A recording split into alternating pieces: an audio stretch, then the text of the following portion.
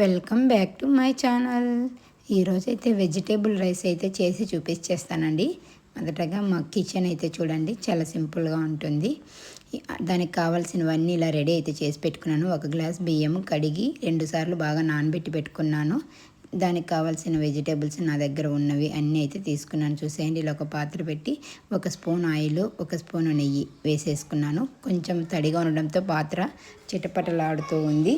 అందులో మనము ఆనియను, కరివేపాకు, పచ్చిమిర్చి అన్నీ వేసేసుకున్నానండి. మామూలుగా ఇక్కడ అయితే మనము చెక్క, లవంగ, అలాగే యాలకులు, బిర్యానీ ఆకు, మరాఠీ మొగ్గ అవంతా వేసుకుంటాము. ప్రజెంట్ నా దగ్గర లేవని నేనైతే వేయలేదు, మీరు ఉంటే యాడ్ చేసుకోండి.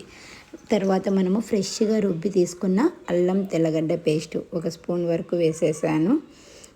దాన్ని కొంచెం బాగా కలిపేయాలి. స్టీల్ పాత్ర కావడంతో నాకు త్వరగా వేడెక్కిపోతూ ఉందండి.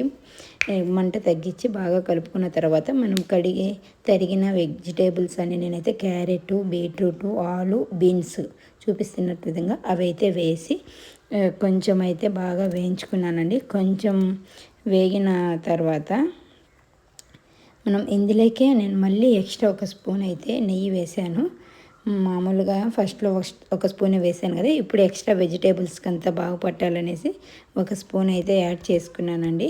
కొంచెం మగ్గిన తర్వాత ఇప్పుడు నేను మళ్ళీ సన్నగా తరిగి పెట్టుకున్న 2 టమోటాను అయితే కట్ చేసేసి అవి వేసి కలిపేసాను. చూడండి, అన్ని వెజిటేబుల్ అసలు మనం ఏ కలరు యాడ్ చేయాల్సిన అవసరం లేదు. బీట్రూట్, టమాటా, క్యారెట్ ఇవన్నీ మనం ఆయిల్లో మగ్గంగా కొంచెం కలర్ ఆటోమేటిక్గా వచ్చేస్తుంది. మనం 1 గ్లాస్ బియ్యం కడిగి నానబెట్టుకున్నాం కదా, దానికి సరిపడా 2 గ్లాసుల వాటర్ అయితే వేసేసాను. 2 గ్లాసుల వాటర్ అయితే వేసేసి అన్నీ ఒకసారి బాగా కలుపుకొని ఇప్పుడు మనము అందులోకి కొంచెం ఉప్పు, తగినంత ఉప్పు అయితే మనం యాడ్ చేసుకోవాలండి.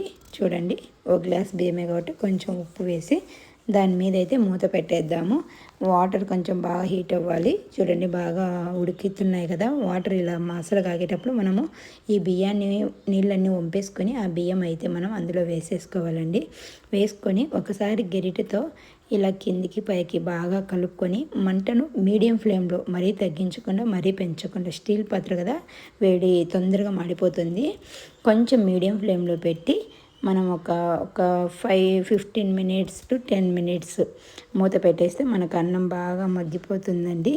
చూడండి, నేనైతే అన్నీ పెట్టి ఇలా మూత పెట్టేశాను. ఒక 10 మినిట్స్ తర్వాత అయితే మళ్ళీ మనము తీసి చూద్దాము అన్నం ఎంతవరకు అయింది అనేది. చూడండి, ఆల్మోస్ట్ అయిపోయింది. ఈ చెమ్మ ఉంటుంది కదా, అది బిగించుకోవాలనుకుంటే మనం ఆఫ్ చేసేసి మూత పెట్టి ఒక 10 to 15 మినిట్స్ వదిలేయాలండి. అలాగే తర్వాత వదిలేసిన తర్వాత ప్లేట్లోకి అయితే తీసుకున్నాను. చూడండి, మనం ఎక్స్ట్రాగా ఫుడ్ కలర్ ఏది యాడ్ చేయలేదు. బీట్రూట్ కలర్ అదంతా వాటర్లో మిక్స్ అయిపోయి మనకి ఇలా లైట్ ఆరెంజ్ కలర్ అయితే వచ్చింది. ఇందులోకి మనము పెరుగు చట్నీ వేసుకుంటే చాలా అంటే చాలా టేస్ట్గా ఉంటుందండి. మీరు కూడా ట్రై చేసి చూడండి. సబ్స్క్రైబ్ చేయడం